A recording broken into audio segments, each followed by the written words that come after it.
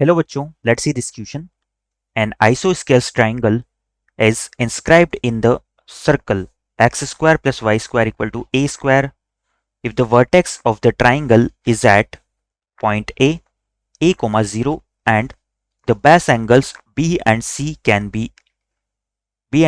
be each 75 degree, then the coordinates of b and c are option a root 3 by 2 comma a by 2.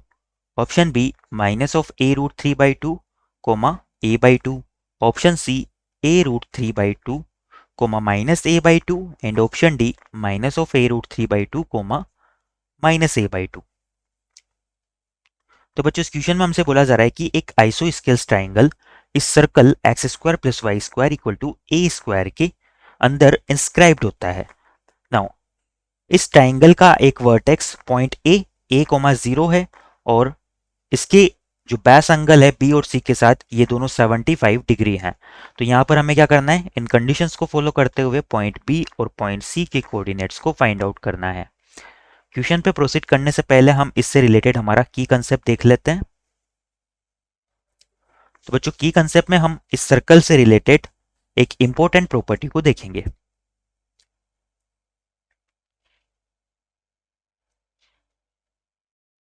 तो यहां पर हम एक diagram को draw कर लेते हैं। पहले सपोज ये मेरा एक सर्कल है और इसकी एक कोड है ए बी।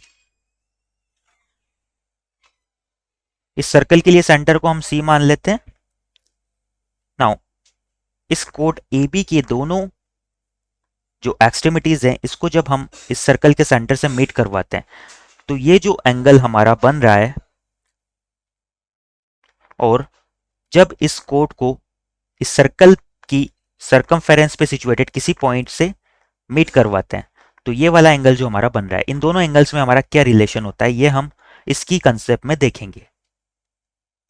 तो बच्चों इन दोनों के रिलेशन के रिगार्डिंग हमारी एक इंपॉर्टेंट प्रॉपर्टी होती है कि अगर ये वाला एंगल हमारा थीटा है तो ये जो सेंटर पे बनने वाला एंगल है ये क्या हो जाएगा, ये 2 थीटा हो जाएगा।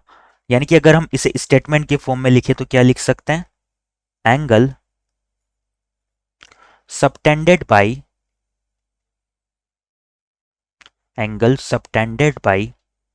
a chord of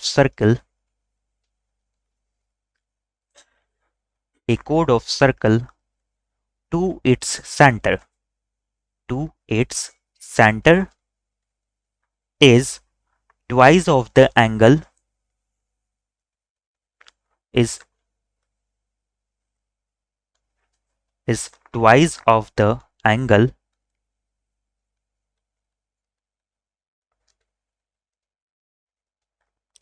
subtended by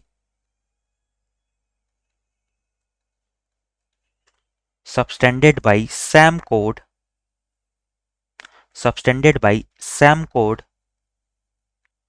to the circumference of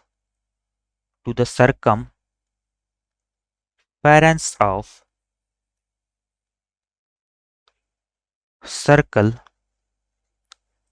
on same side of center। तो यहां से हमने क्या लिखा है कि एक कोड के द्वारा सर्कल एक कोड से इस सर्कल के सेंटर पे जो एंगल सबटेंड होता है और इस कोड के द्वारा इस सर्कल की सरकमफेरेंस, बट ये सरकमफेरेंस कहाँ पे लेनी है, हमें इस सेंटर के सेम साइड में लेनी है। सरकमफेरेंस का ये वाला एरिया भी है, यहाँ पर बनने वाला एंगल हमारा कुछ डिफरेंट होगा। हम सेम साइड वाले एंगल की बात कर रहे हैं तो ये सेम साइड वाला एंगल क्या हो जाएगा, इस सेंटर पे बनने वाले एंगल और इस सरकमफेरेंस पे बनने वाले एंगल के बीच में क्या रिलेशन होगा, ये वाला एंगल इसका ट्वाइस हो जाएगा। इस कंसेप्ट को माइंड में रखते हुए हम हमारे क्वेश्चन पे आगे प्रोसीड करते हैं। क्वेश्चन में हमें दिया हुआ है कि एक सर्कल है जिसकी इक्वेशन है x square plus y square equal to a square. तो यहां से हम लिख सकते हैं given equation of circle is x square plus y square equal to a square. इसे मैं कोऑर्डिनेट एक्सिस पे ड्रॉ करता हूं। सपोज ये मेरी वाई एक्सिस है और ये मेरी एक्स एक्सिस है।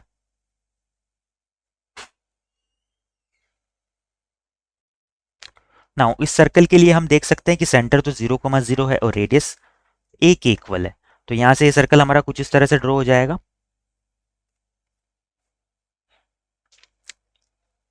इस सर्कल के लिए हमें बोला जा रहा है कि पॉइंट ए के कोऑर्डिनेट हमारे क्या है, a,0 है। तो a,0 यहां पर होगा एक्स एक्सिस पे। और क्वेश्चन में आगे बोला जा रहा है कि एक ट्राइंगल इस सर्कल के अंदर इंस्क्राइब्ड है जिसके वर्टेक्स क्या है, ए बी और सी है। तो ए तो हमने यहां पर ड्रॉ कर लिया। और ये ट्राइंगल हमारा क्या है, एक आइसोस्केल्स ट्राइंगल है।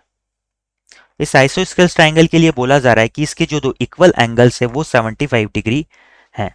यानी कि ये दोनों एंगल हमारे क्या हो जाएंगे, 75 डिग्री हो जाएंगे।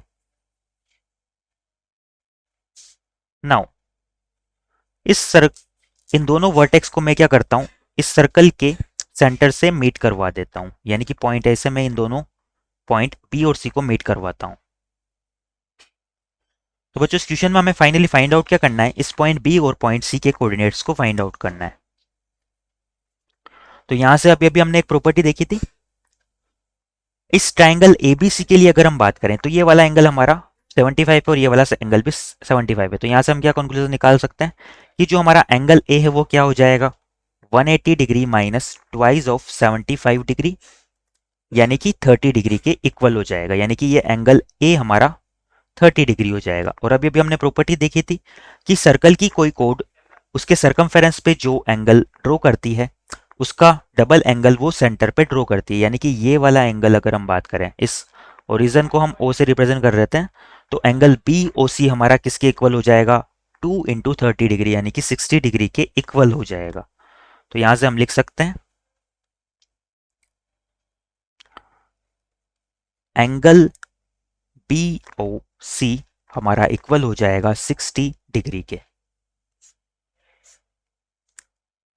नाउ यहां से हम क्या देख सकते हैं बच्चों कि ये जो OB लाइन है और ये OC लाइन है ये दोनों रेडियस को रिप्रेजेंट कर रही है।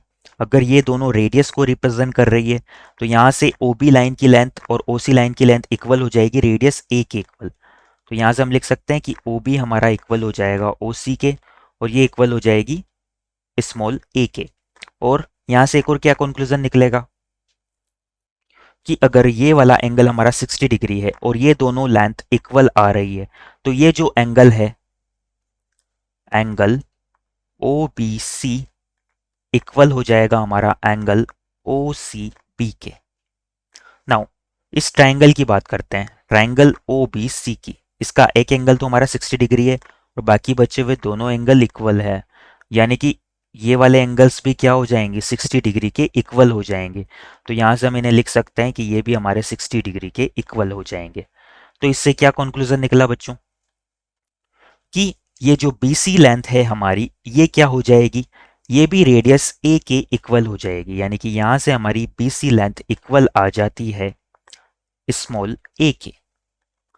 नाउ इस सर्कल की अगर बात करें तो ये सिमेट्रिक है हमारा कोऑर्डिनेट एक्सिस के अराउंड। अगर ये कोऑर्डिनेट एक्सिस के अराउंड सिमेट्रिक है तो ये जो लाइन है हमारी, सपोज ये एक्स एक्सिस इस BC लाइन को पॉइंट M पर मिलती है। तो अगर ये पॉइंट M पर मीट करती है इसे, तो यहां से हमारा BM और CM ये दोनों इक्वल होने चाहिए क्योंकि ये सिमेट्रिक है।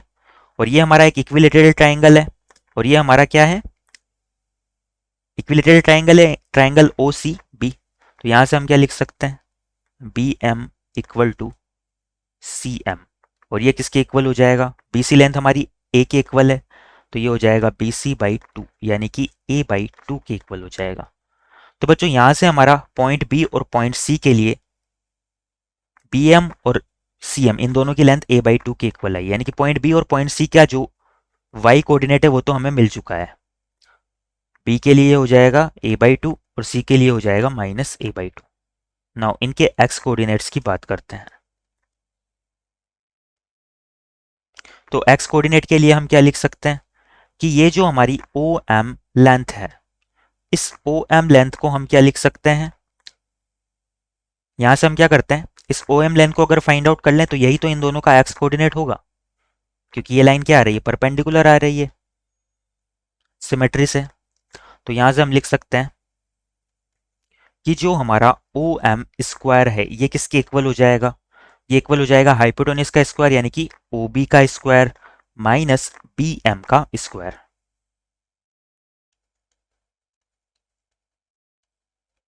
यहां से 1/1 इन वैल्यूज को पुट कर देते हैं।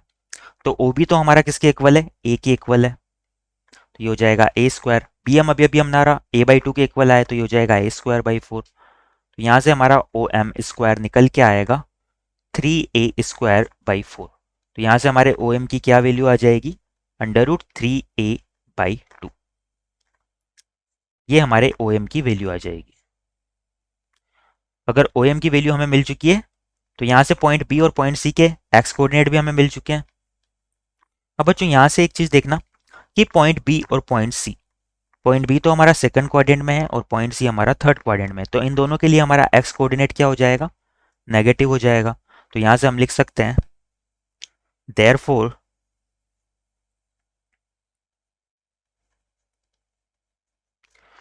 Coordinates of